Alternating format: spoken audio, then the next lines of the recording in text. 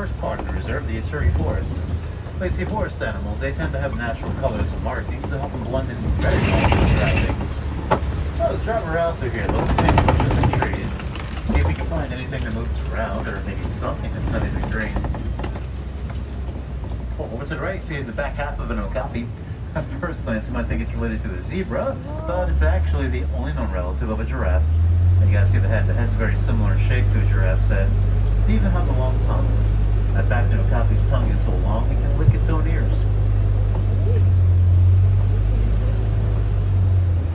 Wow. See, it's a little better there now. Alright, well, let's see if there's anything hanging around by the watering hole. They're usually pretty good gathering spots for animals. Sometimes if we're lucky, we might get to see something rare out here, like maybe a black rhino. I say maybe because they are very scarce. Poachers have killed hundreds of thousands of them for their horns. Today there's less than 5,000 black rhinos left worldwide. Alright friends, remind us, make sure we do keep those noses covered in addition to our mouths, please. Something, son. Thank you.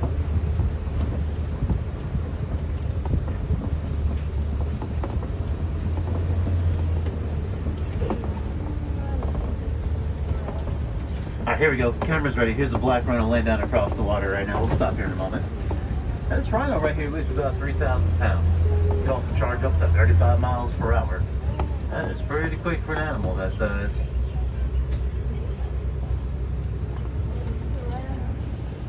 And the black rhinos are identified by that pointed upper lip. It's called a prehensile lip. They use it like little fingers to grasp leaves off of trees. So they tend to live out in forested areas like this as browsers. Up ahead on the hill to the right, see a light brown antelope. This is a greater kudu. Right behind her, I can see ghosts of the forest. Those orange animals up top, those are bongos. Bongos get the nickname the ghost of the forest because they're rarely ever seen. Pretty cool looking bird over here on the right too. This is a saddle-billed stork. They get their name because of a yellow saddle-shaped mark on the bill. Now, if you can see the eye is yellow, that means it's a female. If it had a brown eye, it would be a boy. I do see another saddle-billed stork up ahead on the left. We'll right past the fence over here. And that might be her partner.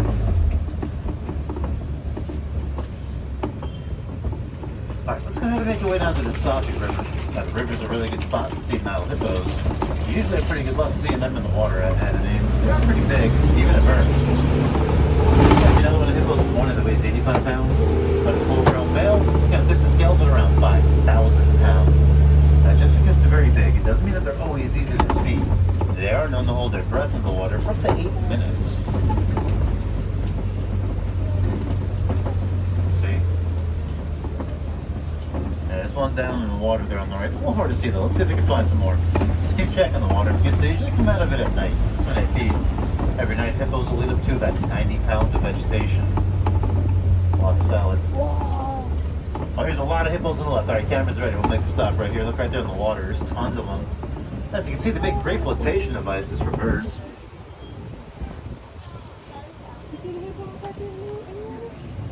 By the way, a group of hippos like this, they are known as a bloat. Have you ever seen them move through the water? What they do, they kind of sink to the bottom of the river and they start tiptoeing around. That's why the name hippopotamus translates to river horse. However, they're not related to horses, but they are related to whales. See a pot of pink-backed pelicans out here as well. Usually we'll see the pink on their back during the mating season. Alright, let's go further up the river. I wonder what other animals we'll find out here.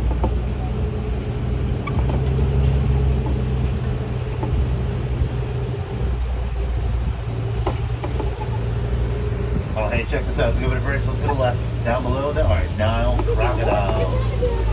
Now, these crocodiles, they will snap their jaws shut with a pressure of up to 2,000 pounds per square inch. That's enough power to crush them onto their prey with hardly any effort. Man, they're huge. They don't look like from this high up, and they're about 16 feet long. If you think about it, that's nearly as long as a giraffe is tall.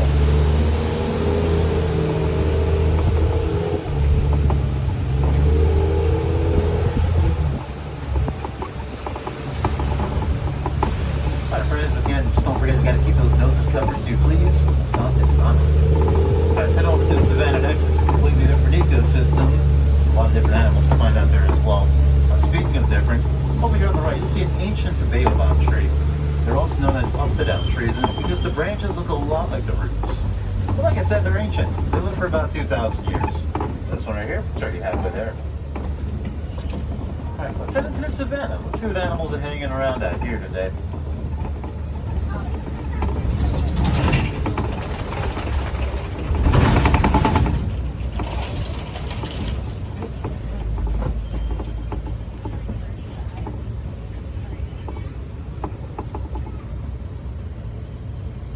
From up here, you can see that these grasslands stretch for hundreds of miles out here in East Africa. An area this big makes it the migratory superhighway for all the zebras and the wildebeest. It's also a year-round home to some of the more famous animals like the elephants, the lions, and even the giraffes. It's all part of the wild Africa that we're working hard to conserve. And I do see some wildebeest down here too. Now, do you know it's a nickname for wildebeest? No? Close. It's actually new. It's spelled G-N-U. They get the name from the grunting sound that they make. So you kind of think like how a cow would moo, wildebeest will moo. Now the name itself, wildebeest, is an Afrikaans word. Translated, it means, well, wild beast. And a little further up ahead there, I do see some zebras as well. And there's 3 different zebra species. There's Grant's or common zebra, then there's Grevy's. We'll see the third type here in just a little bit, the Hartman's mountain zebra. Now, unlike the common zebra, you'll see that their stripes don't go all the way around the belly. They kind of stop along the side. Now, just like another zebra, though, no 2 stripe patterns are alike. Much like our fingerprints, they're all unique. See how they can tell each other apart.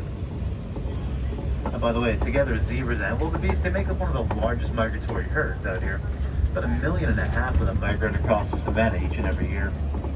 Now, during this migration is when they all give birth to their babies, so when baby zebras and wildebeest are born, they're up and running within about 15 minutes.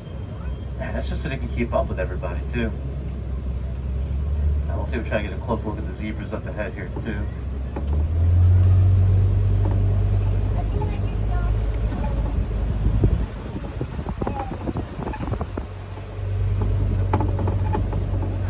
If you look over to the left, inside the cave, I do see some African wild dogs. They're also known as painted dogs or painted wolves. They're the most successful hunters out here. Their success rate is even better than the big cats. Yeah, when they hunt together as a pack. They'll just take turns chasing after their prey until it drops some exhaustion. I'll take a quick stop over here, got a good look at the dogs on the left and the zebras over here on the right.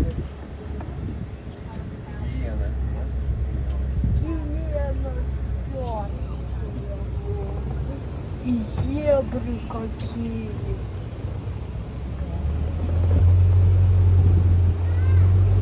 Also towards the left, you can see some brown antelope with long curved horns. Those are the sable antelope, the official emblem for our reserve. And there's a giraffe right over there too, on the left. That's a Maasai giraffe, they're one of several different giraffe species. They're identified by an irregular spot pattern. But I think we might be able to find some more giraffe a little later on, so we'll keep on going for now. Yeah, usually they like to hang out in groups called towers.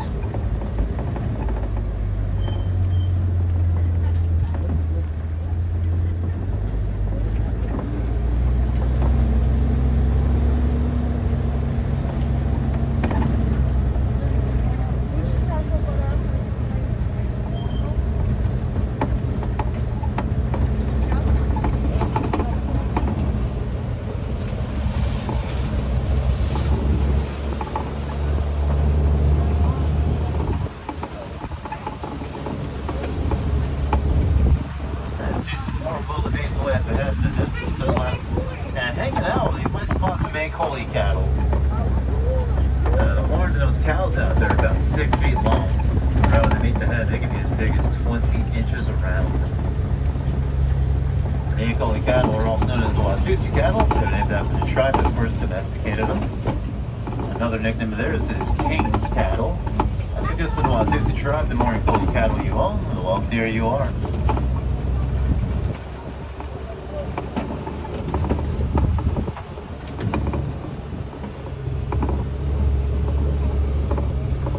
The Ankole, one of them over there with the wildebeest straight ahead in the distance.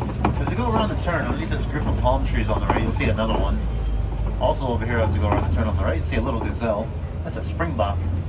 And it fits pretty well too. That little guy can spring into the air about 6 feet high and 13 feet across. Yeah, look at the size of the horns of those cows up there now. horns are like radiators too. Blood flows up into those horns, cools off, then the blood returns back into their bodies to cool them down.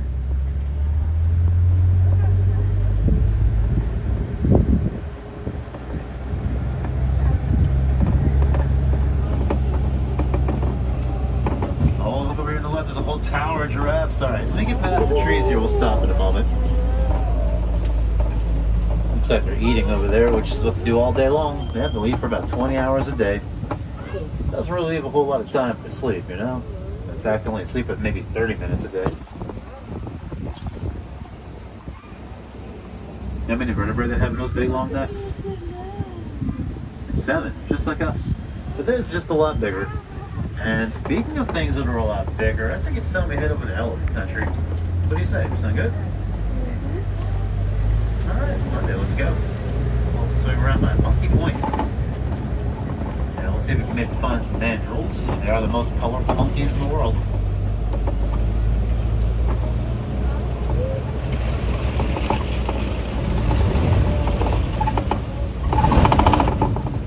Alright, here's Monkey Point on the left. If you look on the inside of the rock here, in a little cave, you see a mandrill over there. And to the right of the rocks underneath the trees, there's some more too. If you look at their faces, they got really bright red and blue colors. You might see a baby mandrill back there too.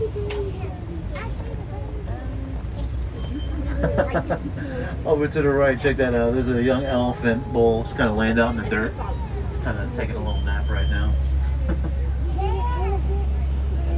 Yeah, he's not even fully grown yet. He's only a teenager, so I know what it's like to want to sleep until over past noon, right? Now, when he's fully grown, this male elephant, he's going to tip the scale over 12,000 pounds. And he's only about like 14 right now. There he is again. Now, you can tell he isn't bull because he's by himself. When the boys reach maturity, which is about 13 or 15 years old, that's when they leave the herd. And speaking of herds, let's go a little further in elephant country. Let's see if we can maybe find one. Now, we'll check out the right clay pits. Sometimes the herds will go out there and leave the clay for the minerals. It's kind of like taking a vitamin. Those clay pits will be just on the side of the bridge here.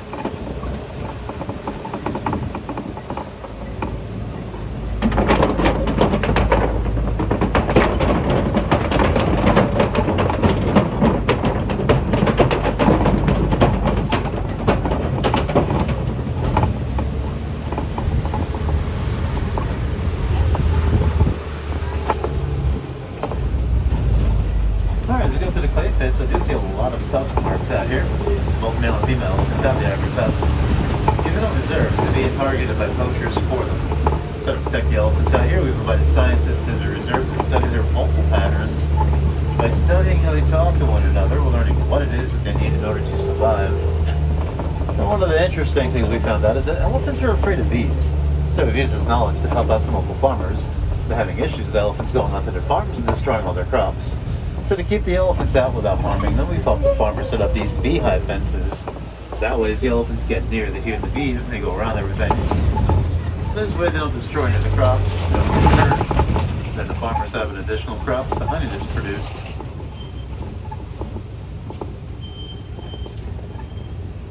If you look out there to the left in the distance, there they are, way in the back there. Alright, let's see if we can maybe try to get a closer look at them.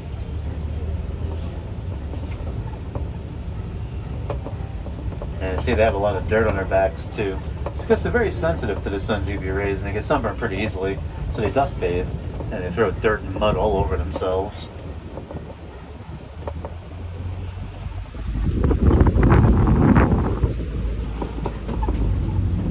Have a look at some moose and news on the right.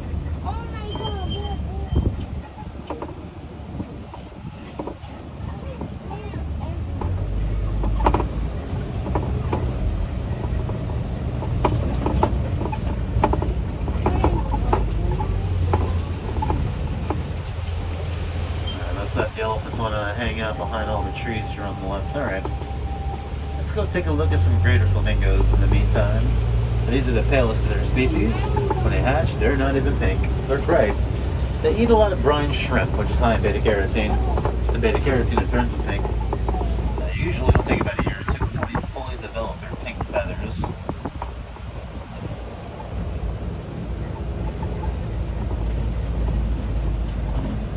go ahead and make our way over to white rhino territory now. White rhinos used to be one of our greatest success stories.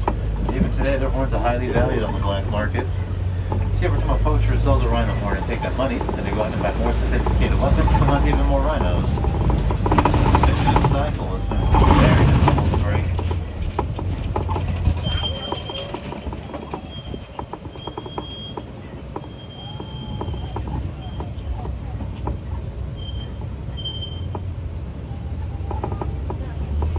Yeah, looks like something big is rolling around in that mud. If there's any white rhinos around, they shouldn't be hard to find. They do tend to weigh around 5,000 pounds.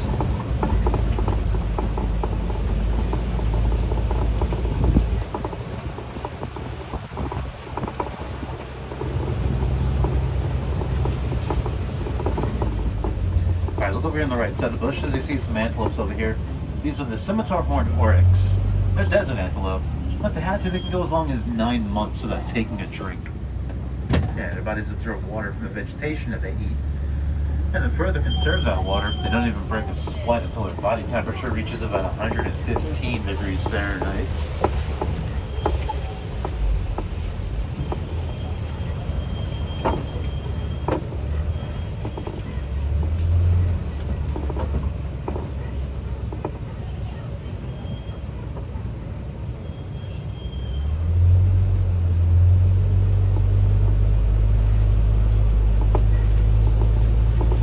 Further up ahead on the hill to the left, about 11 o'clock, I see some cheetahs laying up ahead there. The cheetahs are the fastest land animals. On average, these cats can sprint up to about 60 miles per hour. Yeah, look up ahead in that corner out there. Don't stop up ahead here. Yeah, look right over the edge of the flat green bushes up there. You see them? Yeah, I'll go a little further up here. I'll go nice and slow. The tree's going to be kind of blocking our view a little bit. You should be able to see those cheetahs laying up. They look right over the flat green bushes. And they're also daytime hunters. They rely most on their sense of sight when they hunt, not their sense of smell like other cats. Alright, let's go ahead and make our way over to the Copies now. Copies are a big rock formation, and sometimes you'll see lions out here. Lions like to go up on big rocks to scan and surveil the prey. If we're going to see any today, somewhere up here will be our best bet. Oh, here we go. Look at the tree in the middle of the Copies, right below it. There he is. Alright, the camera's ready. Yeah, not surprised he's lying around, though. He does that for about 20 hours a day.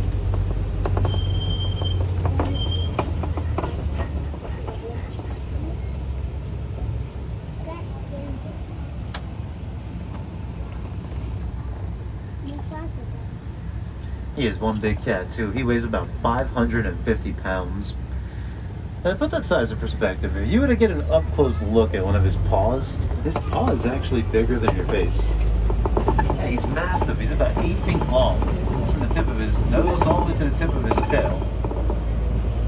Now, who does more of the hunting for a pride, boys or girls? Girls, right. Luckily for us, they do most of their hunting at night. Way out to the right in the distance by that truck back there, you can see an ostrich. Close to us on the right, see a little brown antelope with a white nose. That's a bontebok. And when the sunlight shines on the bontebok just right, they look a little bit more purple than brown. Oh, lion got up over here. All right, let's see if we get another look at him over here. Wait. Listen, shh.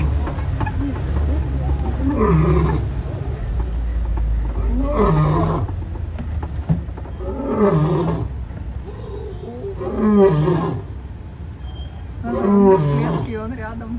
Он очень близко.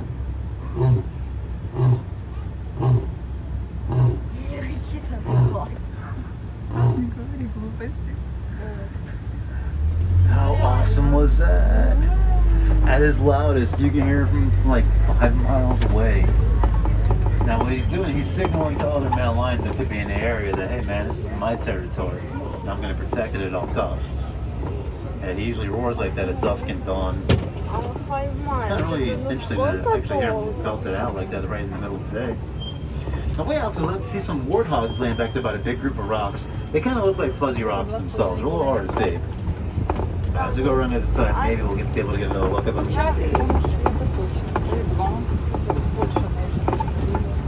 Alright, so there's that ostrich again straight ahead. As we go around the turn, you see a clutch of eggs on the right. And these are the largest bird eggs too. Each one down here weighs about 3 pounds. Now to get an idea of how big it is, just one of them is about equal in size to 2 dozen chicken eggs.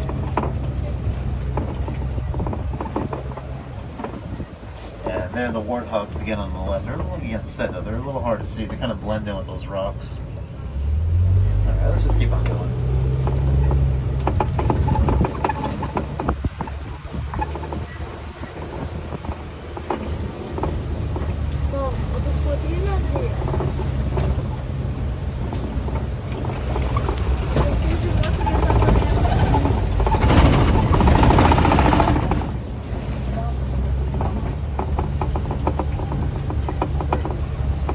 Alright, so up ahead we'll see some of the newest residents of the reserve, the Nigerian dwarf goats.